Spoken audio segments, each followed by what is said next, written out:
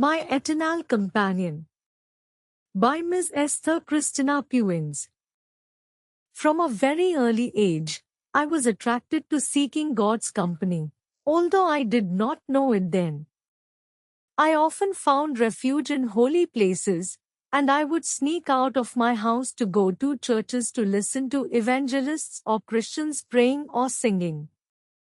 Sometimes, I opened the doors of my home to Jehovah's Witnesses, who narrated amazing entertaining stories from the Bible. I was fascinated by the different paths to get in touch with heaven. At school, when I was about 5 or 6 years old, during recess, I would run to a little chapel and sit in the front row, with my legs dangling because they couldn't touch the ground, while I ate my snack. The place gave me much peace and happiness, sitting alone quietly in silence. Time passed quickly there, and it seemed that the bell signaling the end of recess rang too soon. I realize today that I felt good because I was with Him, totally with Him, residing fully in His presence, in Him. When I call on God, He always answers. I instinctively and spontaneously asked God for help when I needed it. On one occasion, my little dog got sick and started to convulse. My mother had left the house, and my siblings and I were alone with the animal. The only thing I could think of was to bring down a picture of the child Jesus and ask for help because I didn't know what else to do. He responded, and the little animal stopped convulsing and relaxed completely. Soon after, my mother returned, and everything was back to normal. This was perhaps the first time I experienced the immediate response of God to my prayer. However, there was no mystery in this, as I did not doubt that God would respond the instant I called Him. There is no request He cannot fulfill. I faced a challenging time when I was about 30 years old. One day I prayed intensely and asked God for something I had never thought of before. I asked God that I wanted Him close, so close that I could see and hear Him, that I needed Him to appear in physical form because He has the power to do anything. A few days later, one of my assistants at work left a flyer with a talk by Swami on my desk. The brochure was among a mountain of documents for me to sign. When I found it, my heart began to beat fast. I read it avidly, sensing something important and sacred was hidden in those pages. When I finished, I asked her, "Is Satya Sai Jesus?" She replied, "That is for you to find out. I can't tell you anything else." My curiosity grew, and seeing my interest and enthusiasm, my assistant brought me a book which she also left among my papers the next day. It was Bhagavata Vahini, written by Swami.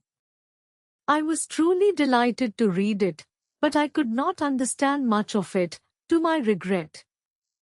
After rereading the first 6 pages several times, I gave up and gave it back to her saying, "I tried to read it, but I could not get past the first few pages, as I could not understand anything." My ego was crushed because until then, I had consistently scored high marks at school and university, and my professional career was flourishing. So, what was it that I still could not understand? However, I felt God had answered me, and that person in India was the answer to my prayers. I could now see and hear God as I had prayed and longed for.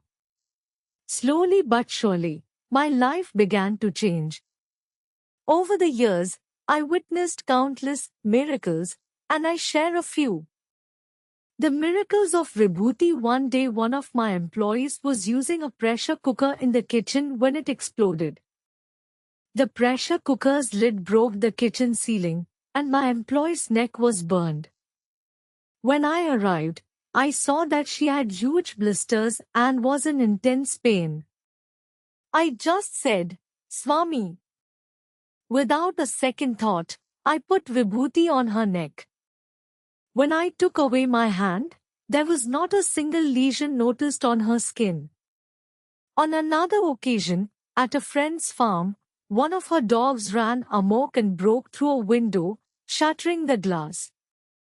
The dog started bleeding from a deep gash over his nose.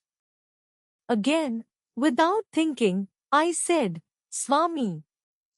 I ran to my room, brought vibhuti, and gently placed it on the wound. Immediately, the bleeding stopped, and the little dog recovered. Recently, one of my grandchildren, a little boy under 2, received multiple mosquito bites, which led to inflammation of his whole face. Since he is allergic, he was restless and upset with itchy skin. I applied vibhuti, and gradually the redness faded away. The next day there were only slight traces, and soon he recovered completely.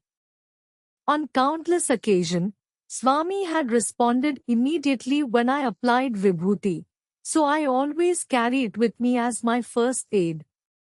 Not once has he failed to answer my call to help people or animals in distress. He dwells in my heart, and there is no distance between us, no delay in his response, as confirmed by the divine episode below. Divine vision. Several years ago, I had a little dog who became ill, and the veterinarian said she had to undergo surgery to remove a tumor. One day, I dropped her off for surgery, and while waiting at a traffic light, I prayed, "Swami, please don't let Jackie suffer. She is an extraordinary little animal. Please help her." At that instant, I mentally saw an image of Swami entering the surgery room and taking Jackie away. As the traffic light changed and I started my car, my mobile phone rang. The vet called to inform me that the moment he put the dog on the surgery table, she passed away before putting her under anesthesia.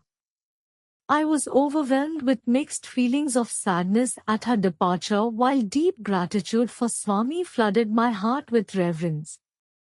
Once again, my prayers had been answered. His visiting cards. Swami told us that his miracles are visiting cards that inspire us to ask him for what he has truly come to give. From the depths of my heart, I have asked him with sincerity to be my companion on my path of awakening until I attain liberation. I know he heard this prayer, and his answer was prompt. Each of our spiritual journey is unique, so I can only speak of how he has lovingly guided me. Every experience I have had has been meaningful. Swami is undoubtedly by my side in every step I take. So, I have studied his teachings and practiced them as best I can, learning Vedic mantras, meditating, sharing my learnings, and understanding with others. Study circles have had the most influence on me. For almost 3 decades, I have coordinated study circles on Swami's teachings and scriptures from various faiths. I have learned the importance of listening respectfully to the questions and comments of others. I have developed humility and patience. Above all, I am grateful for the precious inner peace that manifests as my consciousness, with a sense of expansion that often accompanies me throughout the day. Satya Sai, my eternal companion. Many texts have inspired me and even provoked tears of gratitude as I gradually discovered and understood what seemed unattainable to me. Among these texts, I pay special reverence to Yoga Vashisht, which I started reading many years ago, as it is one of the works Swami recommends to help us achieve liberation. It has become my guidebook par excellence. Each story, each explanation, has an indelible effect on my heart.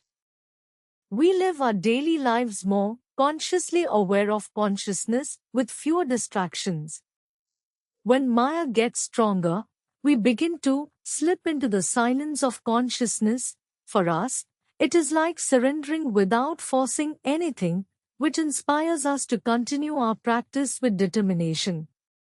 Swami's quote, "Source not force," always accompanies me, and when my vasanas get in the way, I remember that they are also part of consciousness, for nothing exists without His will. Then I relax, quiet my mind, and think of this teaching of Vashisht. Infinite consciousness is immediate, the closest thing to myself, my own self. My understanding has been expanding. I am integrating the teachings to the extent that in everyday life, instead of judging or being uncomfortable, I often observe and understand that nothing in the manifest world is devoid of consciousness. If everything is pure consciousness, why would anything bother me? It is only my ego that gets uncomfortable, so I smile and observe until I can let it go.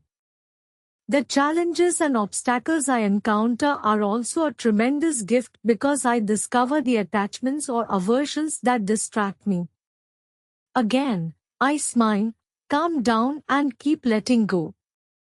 Only a Sadguru can guide us from unreal to real, darkness to light, and death to immortality. All along the way, I have prayed, sung, meditated, and enjoyed many miracles, but most importantly, I have been awakened little by little through His teachings and guidance. I know that one day, by His grace, I will achieve the final goal. Thus, I am led on my path by the hand of my beloved Satya Sai, filled with gratitude and love toward Him. He is my eternal companion. If your path is different, follow it with all sincerity, since all spiritual paths lead to the same ultimate goal. Trust Him, knowing that everything is as it should be by His grace. Ms. Esther Christina Puins.